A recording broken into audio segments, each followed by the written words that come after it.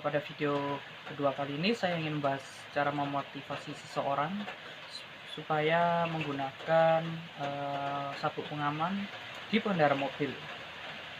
Menurut saya, kita selalu mengawasi dengan CCTV. CCTV-nya ini selalu diawasi oleh seseorang, maksudnya digunakan oleh seseorang secara langsung. Orang ini tidak harus berupa polisi, mau warga lokal juga bisa, atau sudah ditentukan dari pemerintahannya atau menambahkan lapangan pekerjaan juga boleh. Hanya untuk mengawasi saja. Nah, tugas orang ini yaitu melihat apakah pengendara maupun orang yang seharusnya pakai sabuk itu aslinya pakai atau tidak. Kalau misalnya nanti dia melihat mobil ini, misalnya mobil A itu ada orang yang tidak pakai, terus dia itu lapor ke polisi menggunakan HP atau walkie-talkie atau semacam komunikasi. Terus setelah itu nanti polisi itu memberhentikan dengan mobil dengan warna atau pakai plat atau pakai kode-kode kode mereka sendiri, sehingga mobil itu akan diberhentikan. Nah, pada CCTV nanti akan digunakan untuk membuktikan apakah aslinya orang ini menggunakan sabuk atau tidak. Kan terkadang juga ada orang yang baru dicegat baru langsung dipakai cepet-cepet. Nah, kali ini kan ada CCTV, jadi orang itu akan ketahuan, oh orang ini pakai atau enggak. Nah, setelah CCTV telah membuktikan, oh orang ini misalnya nggak pakai, berarti orang ini akan terkena denda sebesar 500.000. Nah, yang 400 akan dikenakan, maksudnya akan diberikan kepada pelapor, dan 100.000 tersebut yang lainnya akan disumbangkan ke polisi atau ke negara lah. Nah, sebaliknya jika orang ini ternyata menggunakan sabuk pengaman, maka kebalikannya, orang yang melaporkan akan dikenakan denda 500.000 ke 400.000 ke pengendara tersebut. Sekian dari saya, terima kasih. Selamat sore Pak Sutam dan kawan-kawan. Saya Iskia Vitor dari Prodi Sistem Informasi Angkatan 20. Pada video kali ini saya ingin menjelaskan tentang budaya negara Jerman. Jadi pertama yang saya ingin jelaskan yaitu tentang ketaatan orang Jerman terhadap menaati peraturan yang ada. Buktinya nanti akan saya kirimkan di link, dan bukti lainnya yaitu saya mempunyai sepupu dari Jerman yang pernah ke Indonesia, dan pada waktu itu kami ingin pergi ke Malang dari Surabaya. Saat menaiki mobil, nama sepupu saya itu yaitu Uncle Olive. Dia menggunakan sabuk pengaman walaupun dia duduk di bagian tengah mobil. Biasanya kan kita kalau naik mobil kan ya cuma bagian depan yang menggunakan sabuk pengaman. Kalau lift tidak, di depan atau di tengah walaupun di belakang dia tetap menggunakan sabuk pengaman. Dan ternyata saya diberitahu bila di Jerman itu diwajibkan atau memiliki ketentuan menggunakan sabuk pengaman dimanapun kamu berduduk. Ini salah satu bukti yang bisa saya terakan mengapa saya bilang Jerman ini masyarakatnya taat aturan. Yang kedua yaitu di Jerman itu memiliki air yang sangat jernih, jadi mereka bisa minum air dari keran langsung diminum. Nah, karena hal itu maka kebanyakan orang Jerman cenderung lebih suka air putih dibandingkan air yang bersoda seperti Coca-Cola. Biasanya mereka lebih suka seperti Aqua mungkin ya kalau di sini, atau Cleo. Dan kebudayaan ini yang mempengaruhi kami, yaitu diasporanya bisa dibilang juga, supaya kita lebih taat aturan. Aturan hal kecil apapun, seperti saat ini kan misalnya lagi COVID-19, jadi sebaiknya kita menggunakan masker misalnya pergi kemana-mana seperti yang ditentukan oleh pemerintah. Begitu juga mungkin kesehatannya, yaitu minum air, jangan sering-sering minum soda. Sekian dari saya, Iskia Vitor. Terima kasih.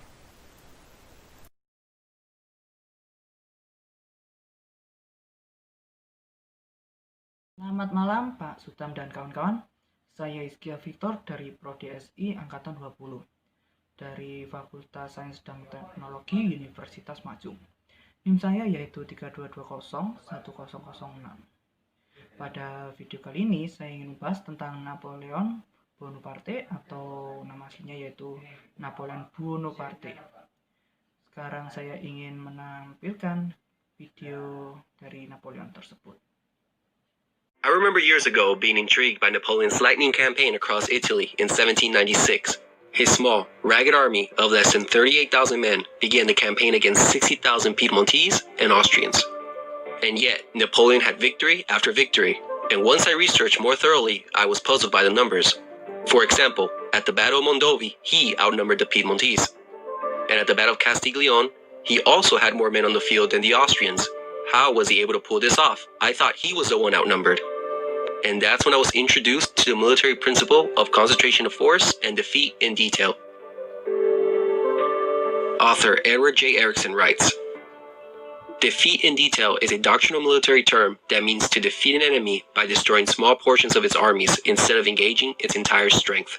Practically speaking, this happens when the mass or weight of one army is brought to bear against smaller portions of an opposing army, thereby achieving decisive superiority.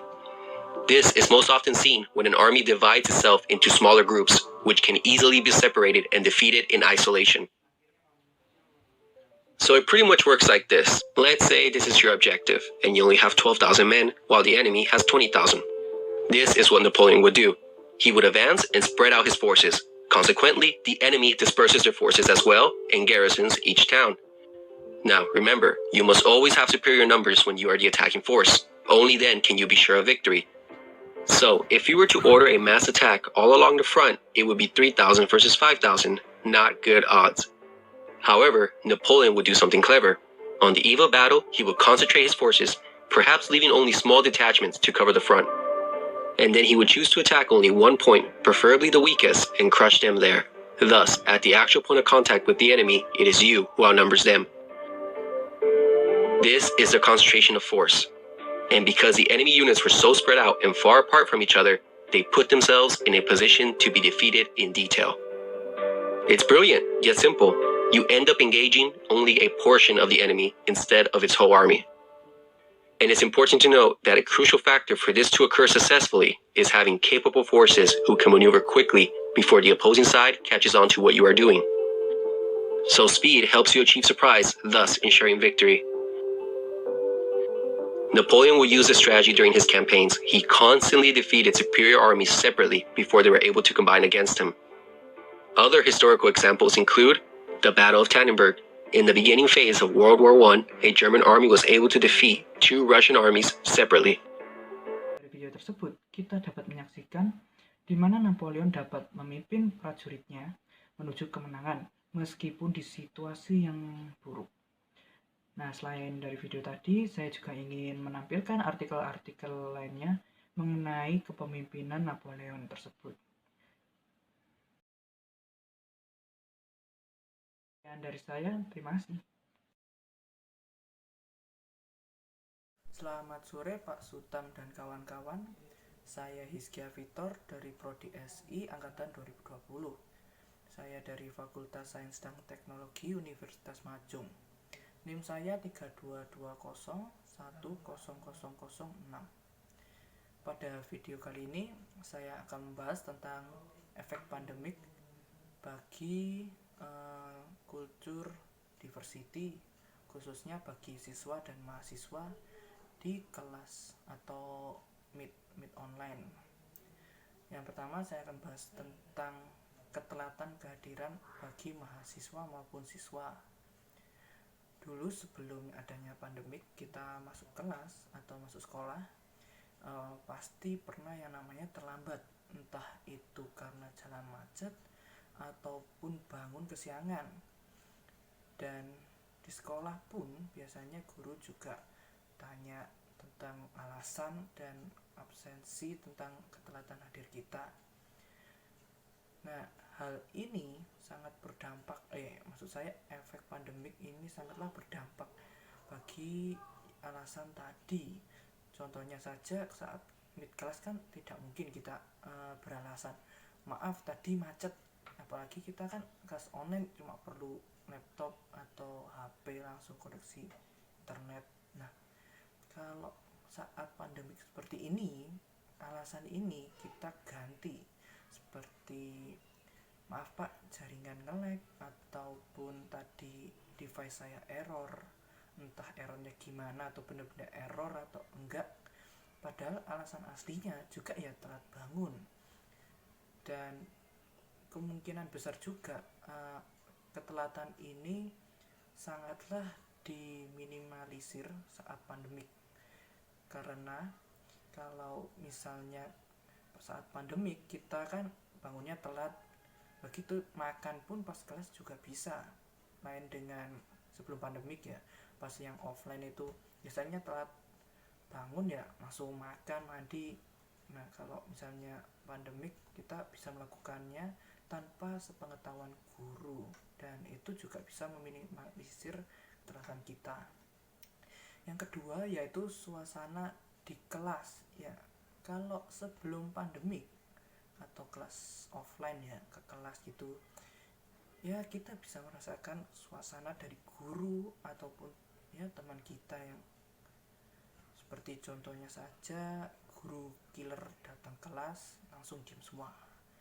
Kalau gurunya enak ya rame, tetap rame, ribut terus gitu.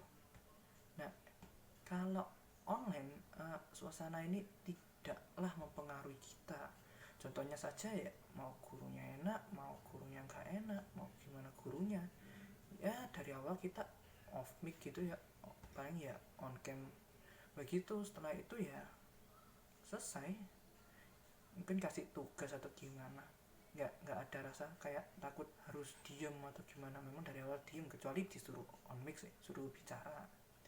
Begitu tentang tugas ini yang sangat berpengaruh ya, karena sebelum pandemik pas ada tugas di sekolah langsung kerja di kelas gitu, biasanya kita ya kerja sendiri atau ya tanya temen, itu pun nggak ketahuan ya sudah, nilai dikurangi mungkin ya.